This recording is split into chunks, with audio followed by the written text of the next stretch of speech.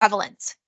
In this section, we'll talk about the prevalence of human trafficking in Canada and why it's so challenging to get good statistics on this issue. We'll also walk you through some of the groundbreaking research from the Canadian Centre to End Human Trafficking that may be relevant to your work as a financial crimes investigator. Historically, our national understanding of human trafficking has typically been based on data collected via the Uniform Crime Reporting Survey submitted to the federal government from police services across Canada. Relying on this one type of data to quantify the scope of trafficking can be problematic. As I mentioned in part one of the training, the reluctance of equity-seeking groups to interact with our formal institutions has led to fewer officially reported human trafficking cases. As with other crimes like sexual assault, there is a low self-report rate amongst survivors, which means that survivors often elect not to engage with the formal criminal justice process, and then they are often missing from those quote-unquote official case counts. This has created, again, a situation where these groups can be invisible in our human trafficking data sets that are used to guide policymaking and resource allocation. Statistics Canada data largely represents cases of police identified or reported sex trafficking cases and do not really encompass labor trafficking situations. While this data is not perfect, it does point to some really important findings about human trafficking in this country. First and foremost, that victims trafficked are often trafficked by someone they know.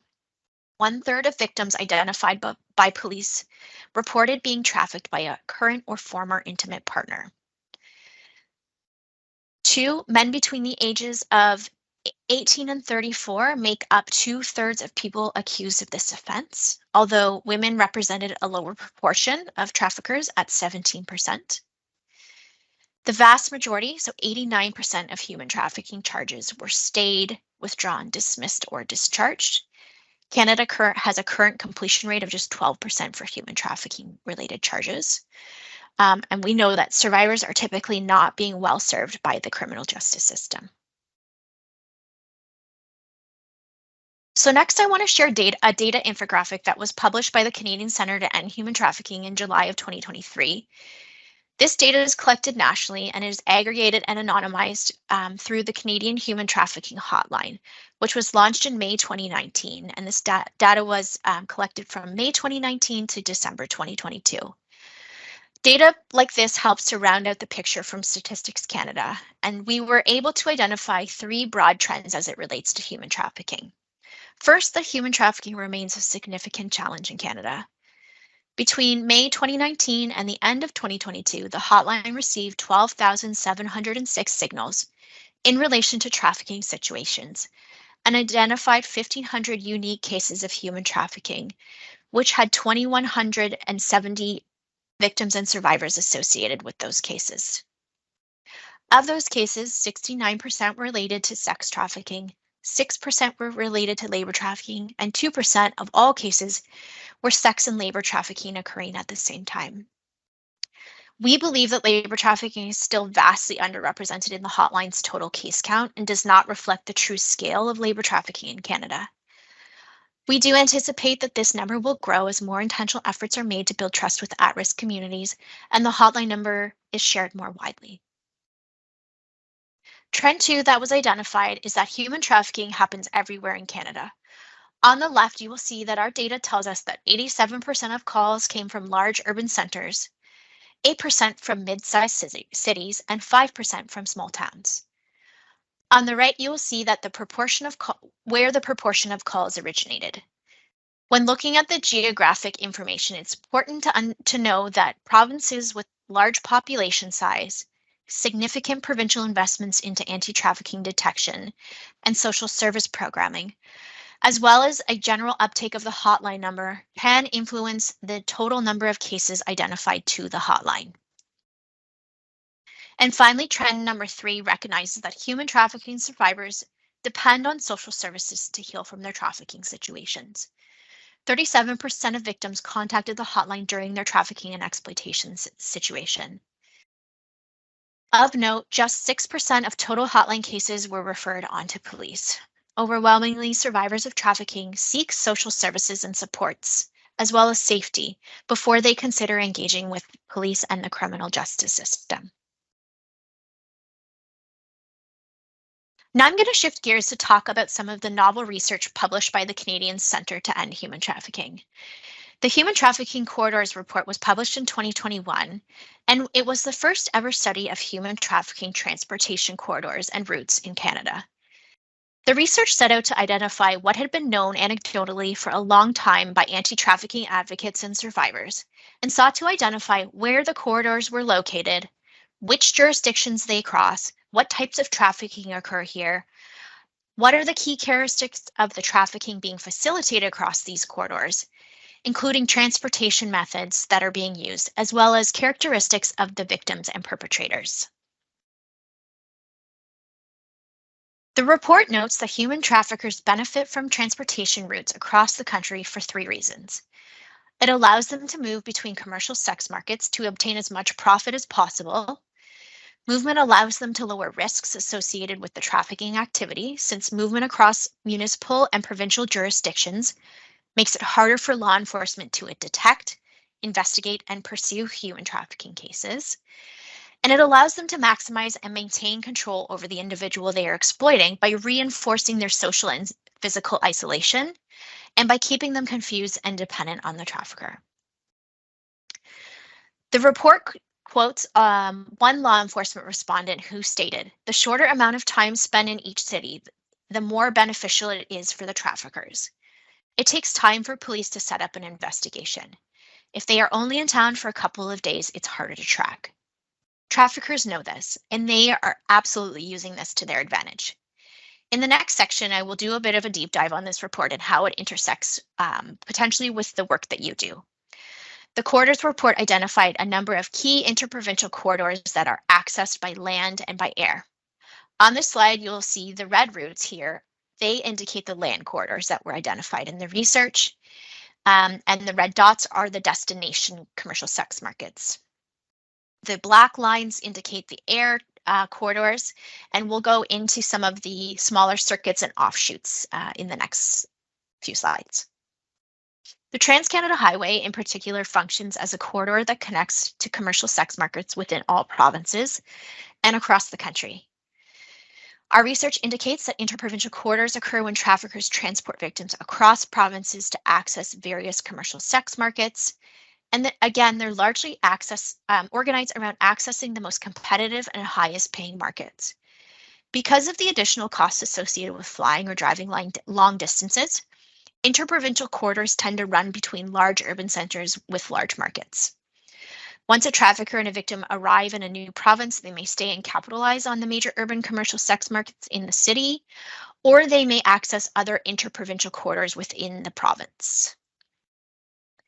The corridors identified in this report do not exist for the sole purpose of trafficking. These are primary transportation routes across Canada that are used for many purposes, including transporting people and goods to various markets. Along these corridors, traffickers often use smaller circuits or regular tours around an assigned district or territory. Cars were by far the most frequently used method of travel across these corridors, especially when we're talking about those smaller circuit areas.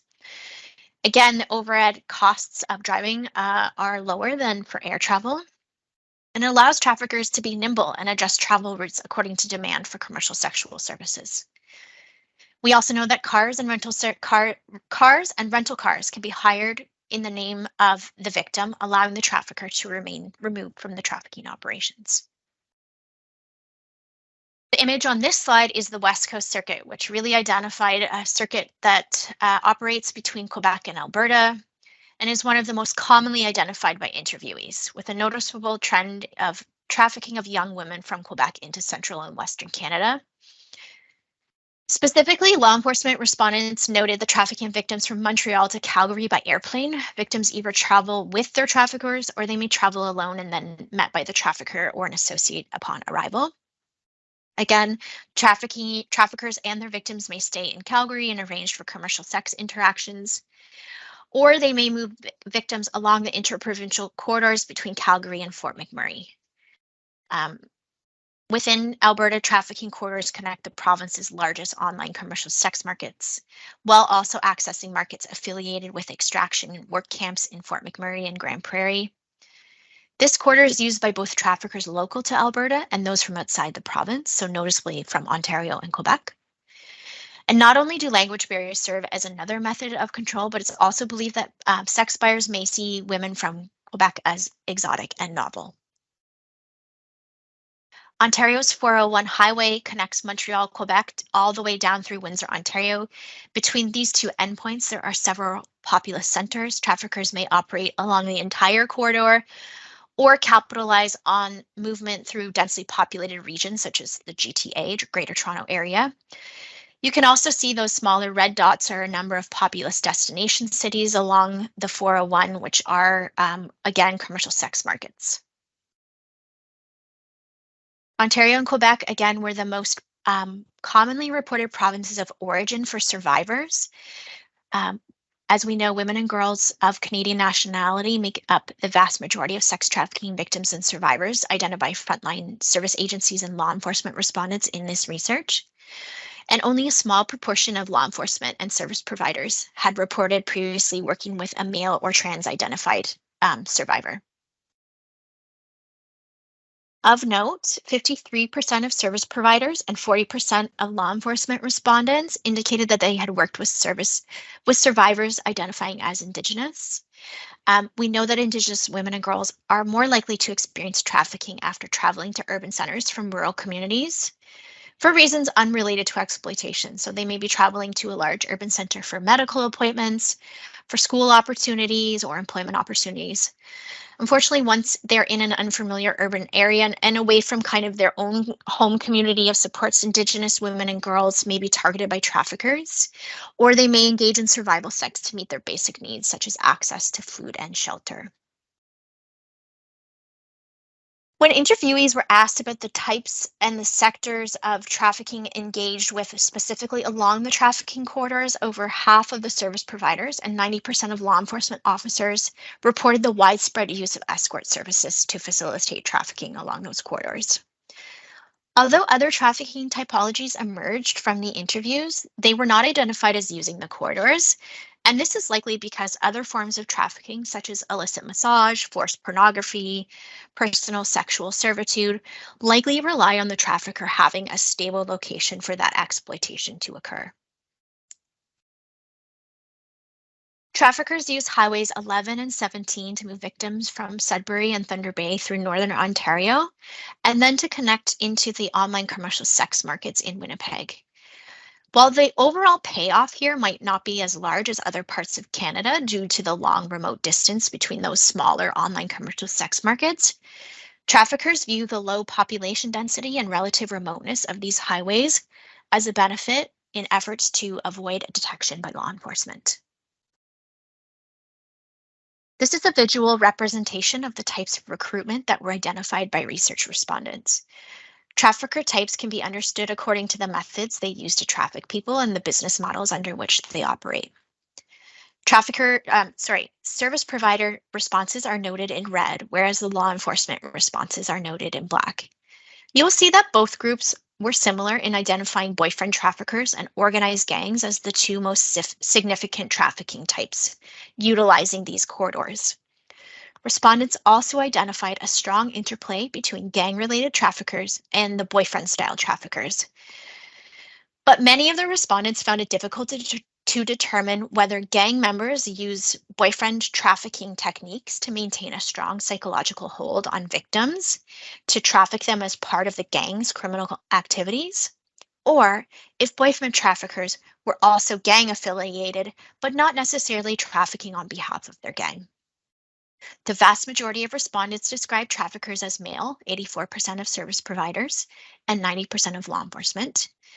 And of note, 40% of law enforcement respondents and 39% of service provider respondents said they had worked with victims and survivors other than women. Victims and survivors who were trafficked by other women. Within Atlantic Canada, the stretch of the Trans-Canada Highway between Halifax and Moncton was the most frequently mentioned by interviewees and is a well-known human trafficking corridor. Traffickers go to Moncton not only to connect to online commercial sex markets, but to also access commercial markets in strip clubs. Strip clubs are not permitted to operate in New Brunswick. Strip clubs are permitted to operate in New Brunswick, but are not legally permitted to operate in Nova Scotia. As you can see, Halifax, Truro, and Moncton represent destination cities and markets for commercial sexual activity.